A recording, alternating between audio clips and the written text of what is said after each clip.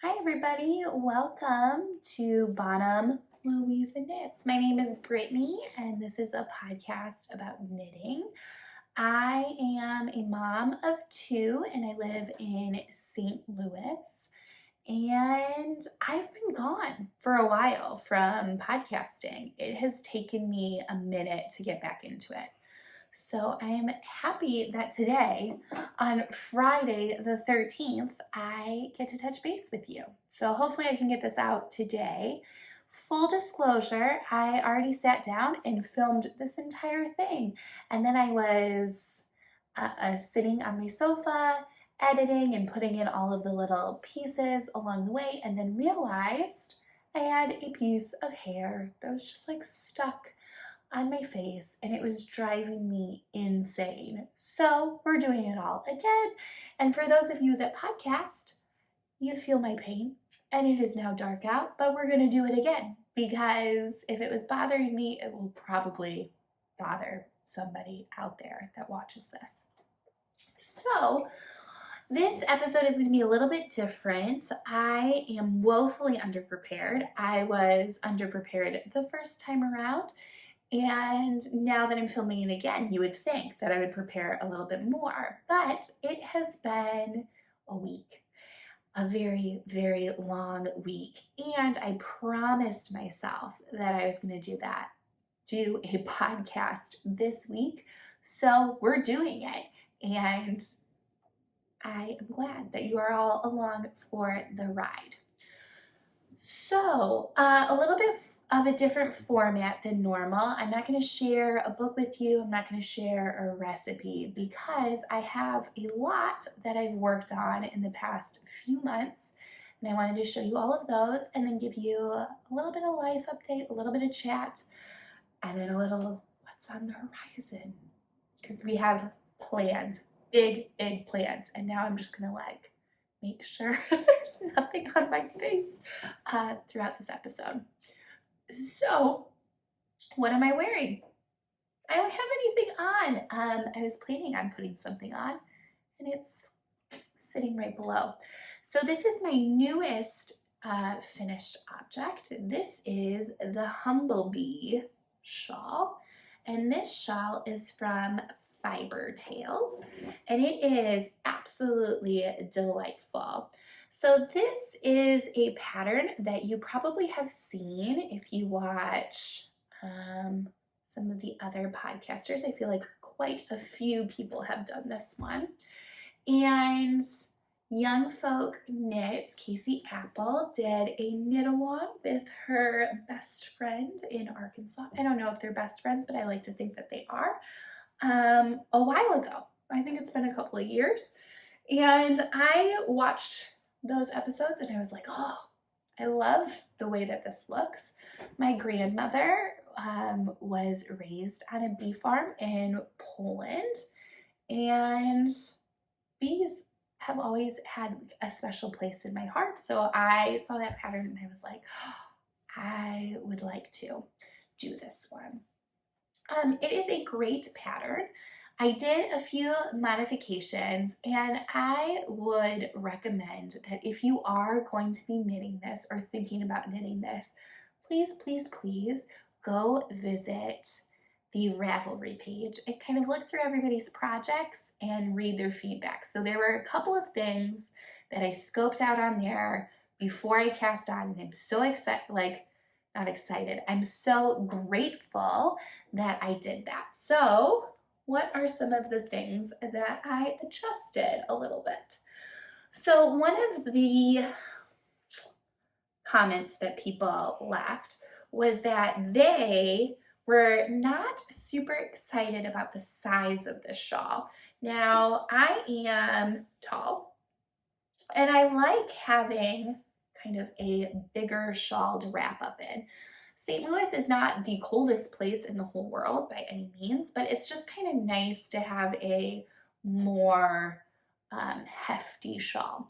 So I cast on 2 extra bees on either side of this center increase just to give it a little bit more of a wingspan.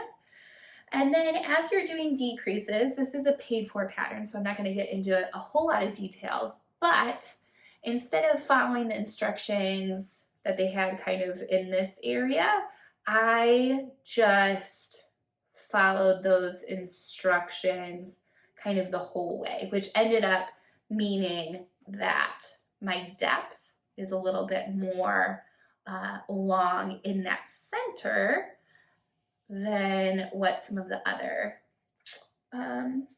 patterns on Ravelry showed. And I'm very happy that I made those modifications. Another modification that I made, I did not do the Pico Edge border. Excuse me. I am not a Pico girl. I don't particularly care for them. I think, to each their own, but I like a straighter edge. So I did not do those. And those were my only modifications. And I thought this pattern was so clever. And I honestly think that this is a very beginner friendly pattern because you have a little bit of lace work in here to do these flowers, not difficult. And then you have these bumblebees, which look a little crazy for a beginner knitter. I don't know if I would be like, oh my gosh, I can totally do that. But in the pattern, she has written instructions, and then also there's a video that you can go to and watch her knit those, and it was not that difficult. Not at all. To the point that I would probably put these little bumblebees on another pattern just as like a little modified hack. So I have that on inside out so the bees kind of don't show as well on the wrong side. I'll flip it around so that you can all just stare at its majesty. I think I'm going to get a lot of wear out of this. I have not worn it out of the house. It is a little bit damp from being blocked. Like I said, it is my most recently finished project. And you may be thinking, hey, lady, you've been talking about this Humblebee shawl. What did you knit it out of? Well, I splurged a little bit and I did the Camellia Fiber Company. Hopefully you can see that. And this is her CFC Flax DK, which is a 50% alpaca, 25% linen, 25% silk in the colorway Amber Honey. And let me just tell you, this yarn is so spectacular. It is like elegant. It is soft. It is squishy. It has a bit of a halo to it, which is just so nice. And I love it because it also has like the sheen. Like it kind of looks like it's like glowing or something. And it really is. I mean, it is beautiful, beautiful yarn. And it just felt very serendipitous. So if you are interested in ever trying out the Camellia Fiber Company, I highly recommend. This is the first thing that I've ordered from her. I went on her website, I was looking at all sorts of things, and then I signed up for the newsletter. And the newsletter that she sends out, occasionally she will offer sales and she'll tell you more about shop updates and you can do pre-orders and things linked on that newsletter. So if you're not on Instagram or any of the other social media places, sign up for that newsletter because that's how I knew about this yarn. And that's what I was talking about as far as serendipity. She released that she had this and I was like, Amber, honey, Humblebee, bees, we gotta buy this. And I'm so glad that I did. Now I will say the one thing, if I were to knit this again, I ordered 3 skeins of that yarn and I have a whopping almost full skein left. At least I think it was 3 skeins. I'm almost positive. And almost a whole third one left. So I could have made this bigger. I actually am very happy with the size. And if you were going to add pattern repeats, you're going to dip into that 3rd skein. So just keep that in mind. I know it's all subjective and based on your gauge and things, but I was glad that I had that third skein so I could finish this. And it's great. I'm gonna get so much use out of it over the fall. So the other finished objects that I have for you, I have one that is wet blocking, and that is a petite knit pattern that I knit over the summer. I think I showed you casting onto it. It was the anchor tee, put a picture here, and it's blocking. So that was what I was wearing the first time that I filmed this podcast today. And I think the issue is that there's like a little bit of fuzz. So now I feel like I have fuzz on my face. And it was a hair the whole last episode. So now I'm like, ooh. Sorry, the issue with that one is as I was filming, I was showing it off and I came up with this like brilliant, it wasn't brilliant. I was just going to block it again and kind of see what was going to happen to the shape. So I will show that to you guys next time. Hopefully I'll be wearing that. And then I still have my other petite knit pattern that I need to sew down the double folded under hem, and I haven't done it still, so I've been putting that off. That's another like project. It's sitting right here. I'm not even going to show it because it's at the exact same place as like 5 months ago. So we'll get that one done and finished up. And then what else have I been knitting? This was the summer of the sock.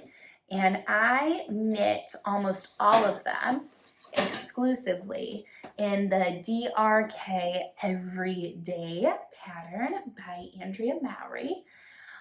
She is not joking when she says that that is just like an addictive, just very nice pattern, kind of her go-to pattern for knitting socks. It is a 2x2 rib, which is usually not my favorite thing to knit, but there's something about knitting a sock on your shorties that like the 2x2 doesn't bother me as much. Now I showed these socks last time as a work in progress. They are now finished. These are not DRK Everyday socks. These are the other pattern that I had been using, which I really like because it has this kind of cool heel that's very easy to do, and I very much like the way that it has you cast on with a figure 8. So I talked about that quite a bit. Now I have a matching pair. My son picked out this yarn, and I'll put the details of the yarn below, but perfect kind of fall orange autumnal theme happening there. And then everything else is DRK Everyday. And like a bad podcaster, I don't have the details for this yarn, but I have it on my Ravelry, so I'll pop it on the screen.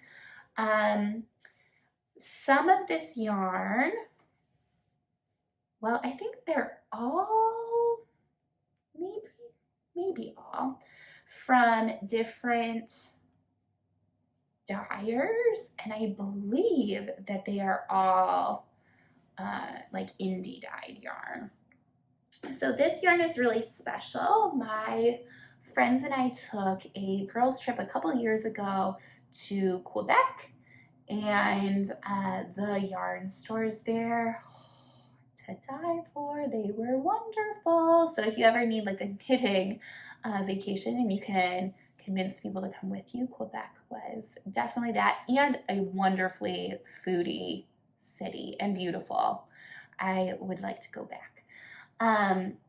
But we stopped at a yarn store and I wanted to buy a little souvenir.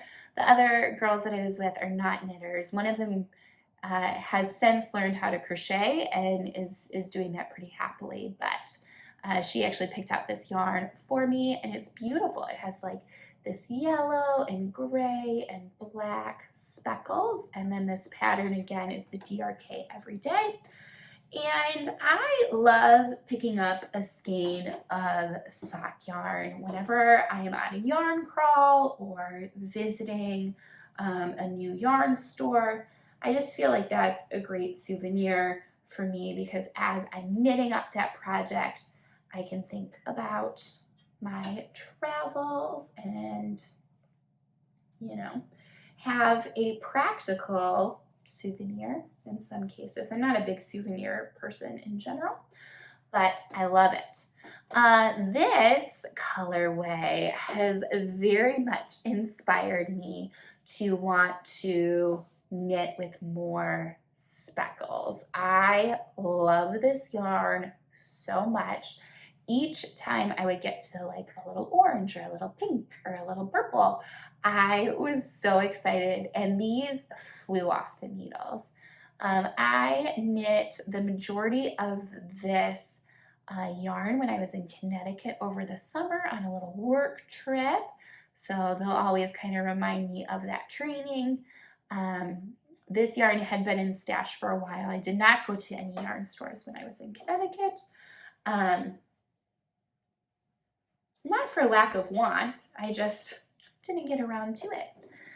And then another sock yarn that has been hanging out in my stash for quite a while is my first, or probably, well, maybe my second, yarn that had sparkle in it. So I do like a little bit of sparkle, but sparkle in yarn kind of,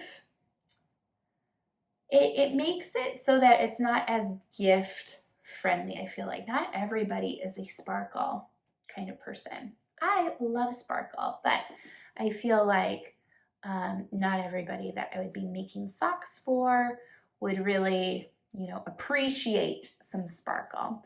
And this is a really fun colorway as well, with those little blips of color. I like it when the speckles are kind of more evenly distributed, and that's what I kind of find with this dyer. And the blue ones, I believe, are from the same dyer. So whoever is doing this is a good speckler, A+ in my opinion. And DRK every day again. When you are knitting with this pattern, just word to the wise, a lot of times I will be like, I'll be paying attention a lot when I'm doing the toe, and then I get into the foot.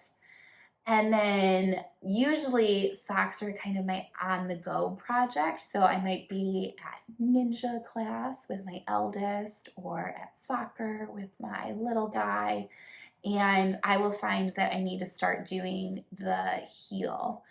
And I need the pattern to do this heel. So it is very intuitive, but what I find is I need to actually read it each time, because when I start filling in the blanks on my own without actually looking at the pattern, I'll end up with little holes here. And that is no fault of the pattern itself. If the pattern is there and I'm reading it, it turns out perfectly. It's just when I've I can do it. No, I can't. So just make sure that if you are going to do that pattern, she wrote it perfectly. Just follow what she says. Just do what she says.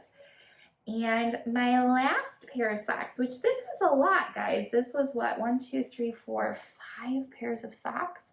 And I'm not really a big sock knitter, but I really like this DRK everyday pattern.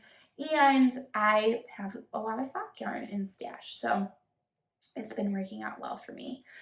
I love this one. It was part of a Barbie collection, but from like a couple years ago. So it had nothing to do with the Barbie movie. But I am a fan of pink. I like the color pink. And this is like such a grungy Barbie color of pink that I love it. I feel like I picked the wrong pattern for these guys, unbeknownst to me. So I was doing the DRK every day, and as I was knitting, I saw these stripes coming, and I was so excited about them. And then as I went into the 2x2 rib, they kind of muddied the waters a little bit. So I should have probably backtracked and just said, okay, for these ones, I'll use just a regular stockinette pattern. But I didn't. And I still really like the result. I think they're super cute, kind of grungy Barbie. I can wear them with some Doc Martens and be rocking my pink in a different way. So guys, that is all of my knitting finished objects, which I think that's going to set a record. I don't think I will ever do a podcast where I have that many finished objects all in one, or hopefully not, because I am planning on prioritizing doing this a little bit more because I love being able to check in with people. I love being able to be kind of a part of the community and hold myself accountable. And I have to tell you a secret. But before I tell you my dirty, horrible, well, not horrible, but I'm a little embarrassed secret, I'm going to show you my current work in progress. So I started this podcast thinking, okay, this is going to help me like stay on track and not, fall out of love with knitting, which I like doesn't really happen, but there are definitely times where you hit kind of a knitting slump or a funk. And I think it happens to everybody regardless of how much you love the hobby, which I love the hobby. But there are just times when life gets hectic and life gets busy, and your knitting might trickle off, and that's okay. But I have a large stash for that to be happening, and I know everybody has a different definition of what a large stash is, but for me, mine was feeling pretty large. So I wanted to kind of knit down on my stash, and I think 5 pairs of socks, that was a step in the right direction. This Humlebi shawl was yarn that I believe I acquired before starting the podcast, maybe, or like shortly before or around the beginning of starting. So that felt really good. I've done a couple of my petite knit drops patterns, and that yarn was purchased since doing this. But I really wanted to get some of the projects kind of out of my deep stash that have been a couple years old. And one of those projects is the Raina shawl by Andrea Mowry. And this one, I bought the yarn a couple of years ago from Spun in Ann Arbor when we were up visiting Michigan for the holidays. And I, at the time, was watching Andrea Mowry podcast every Friday, like clockwork. Like the second that it came out, I was like, oh, she released a new one. And I would go and I would watch it. And I got all excited about her patterns. And there are a couple that I have kind of still in stash. And this particular Raina pattern has sections of garter and sections of brioche, and there are short rows with those. And I've only knit one brioche project, and it was the Brioche-alicious, also by Andrea Mowry. And she had wonderful instructions there, but I have to say, to date, probably one of the most frustrating projects that I've ever done, just because I don't understand how to fix brioche mistakes. And I think it's one of those things that, I just cross my fingers and hope I just don't make a mistake because I don't know how to fix it. So I cast on the Raina, and shortly after I finished my Brioche-alicious, and then I found out I was pregnant, and I was like, oh no, this is like not the pregnant Brittany project. Like, like, no. I want stockinette all day, easy patterns. So I was doing like half and half triangle wrap, like that kind of project, not brioche. And then I was like, but I have this. And I also have the yarn for Satellite, which also has brioche in it. And didn't know what to do. So anyway, this is as far as I've gotten. I'm using the exact same yarn that Andrea used in her sample, and it is Brooklyn Tweed Loft in the colorway. What colorway is this? Wood Smoke. And it is the woolliest wool that I've used in recent times. And the other colorway is Fossil. And it is spun in New Hampshire, dyed in Philadelphia. It's figuring weight, and it's a woolen spun 2-ply. I'm not sure if I've ever actually knitted with a woolen spun, so that's kind of fun. It's very nice on my hands as I am knitting it, and it's very grippy yarn, so I think it's a great brioche yarn. And I am enjoying knitting the brioche. And I actually have a brioche class tomorrow. So I wanted to cast this on, see any techniques and things, read the pattern really well, and make sure that I knew what I was doing, or like the questions that I needed to ask. So there are a couple of things that like I'm just curious about. You know, we're doing short rows increases, which is kind of interesting. But whenever I go to like start it, this part is kind of all really loosey-goosey in there. So hopefully they'll be able to tell me what I'm doing, because I don't really know. It's only second brioche project. So I think this will be really nice to have. It is probably going to be my warmest shawl to date. I don't like, this is woolly wool here for me. But I think it'll last a really long time. It'll wear well. And I'm excited for the class tomorrow. So the class is at YarnCom, which is a relatively new yarn store in St. Louis. They have their own podcast. I have not watched it, but I am on their newsletter, and I know that they have one. So I'm going to have to touch base with them. I'm going to have to watch one, check it out. But that'll be tomorrow for me, and I'm really excited to kind of see what it's all about. Okay, so slight cliffhanger, my secret, you guys. So I've been a little bit stressed out. I got a promotion at work. It's kind of a slightly different role with, no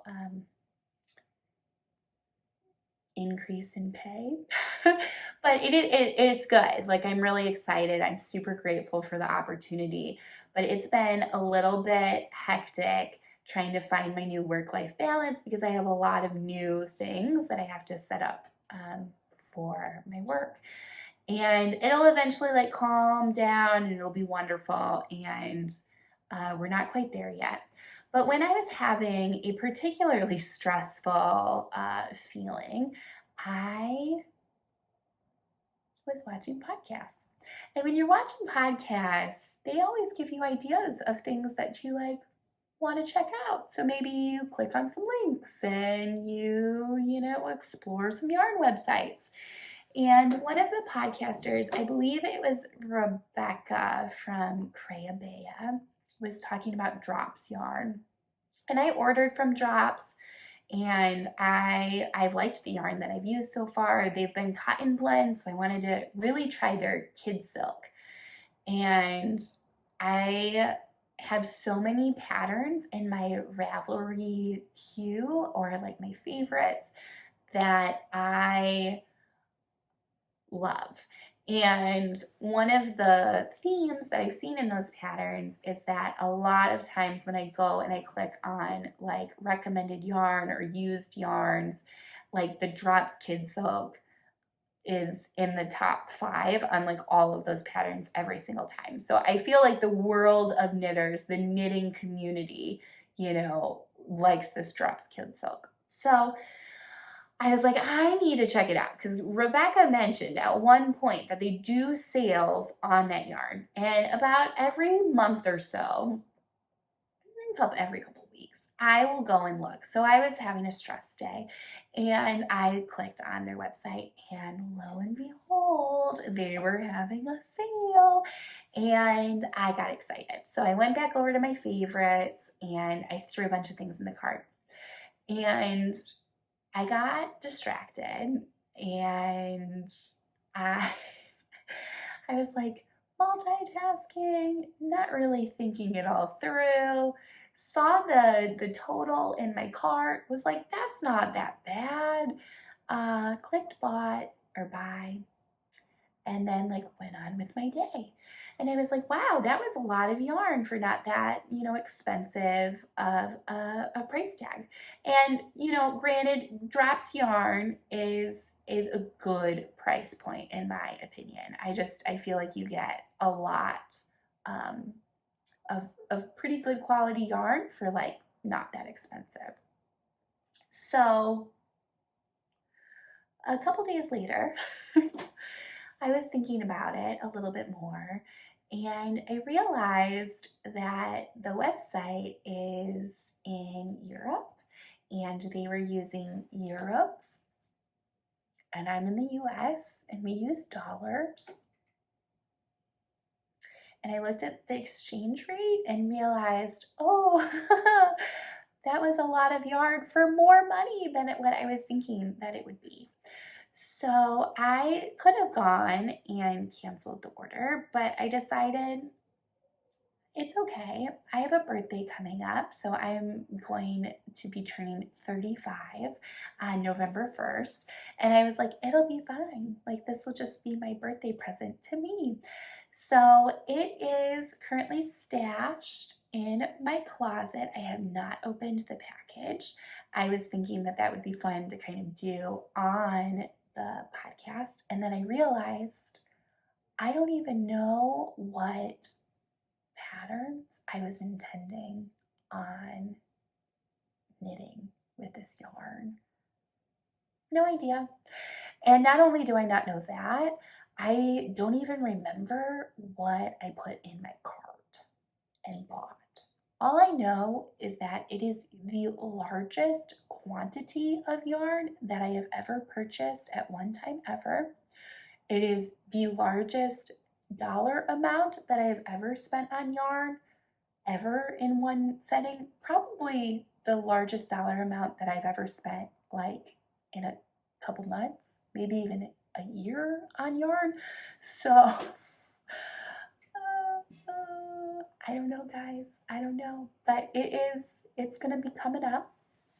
But I would appreciate if any of you have ever done something silly like this. It would make me feel a little bit better if you put it in the comments. And if you're not willing to fess up, that's okay. But please don't shame me. Please don't shame me for this purchase. It'll be great. It'll be great. So I have enough yarn to last me a good year at least. And I'm so excited to be able to share that with you and to start this podcast up again. And I hope you are all doing super well on this Friday, the 13th, and enjoying this spookier season. Halloween is by far my favorite holiday. I was born the day after Halloween. It's just like in my blood. I love Halloween. And hopefully you are getting outside if you live in the Northern Hemisphere and enjoying some pumpkin flavored or seasoned or scented something in your life.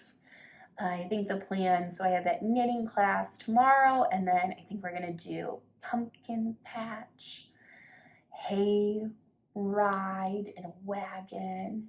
Teddy's been talking about that for days.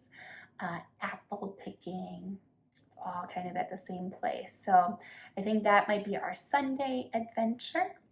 And I think that'll be it for me. This is a long one, so I will see you guys later. All right. Bye, everybody.